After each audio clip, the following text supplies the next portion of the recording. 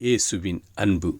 கிறிஸ்து இயேசுவின் நாமத்தினாலே உங்களுக்கு அன்பின் வாழ்த்துக்கள். ஏசாயா 32 அதிகாரம் 17 சொல்லுகிறது, நீதியின் கிரியை சமாதானமும் நீதியின் பலன் என்றுமுள்ள அமெரிக்கையும் சுகமுமாம். அம்பிரியமானவர்களே, நாம் நீதியை செய்யும் பொழுது கர்த்தர் நமக்கு சமாதானத்தையும் சுகத்தையும் நிம்மதியும் கொடுக்க வல்லவராயிருக்கிறார். மாறாக நீதியில்லாது அநீதியையும் விரோதத்தையும் நாம் விதைப்போமே, ஆனால் நிம்மதியை இழந்து போவோம், சமாதானத்தை இழந்து போவோம், சுகத்தை இழந்து போவோம்.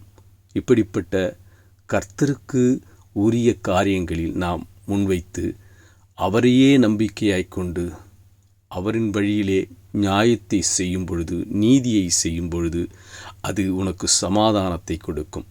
நீதியின் பலன் என்றுமுள்ள அமெரிக்கையும் சுகமுமாம் என்று வேதம் சொல்லுகிறது.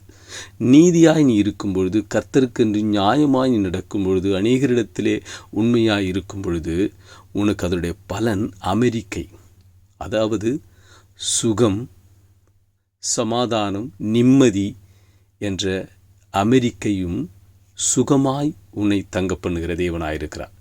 அப்போ நீதியுள்ள வாழ்க்கையை நாம் வாழும்போது கர்த்தர் சுகத்தையும் நிம்மதியையும் ஆறுதலையும் சமாதானத்தையும் கொடுத்து உன்னை சுகமாய் தங்க பண்ணுவார். கர்த்தர் உன்னோடு கூட இருந்து உன்னை உயர்த்துவார்.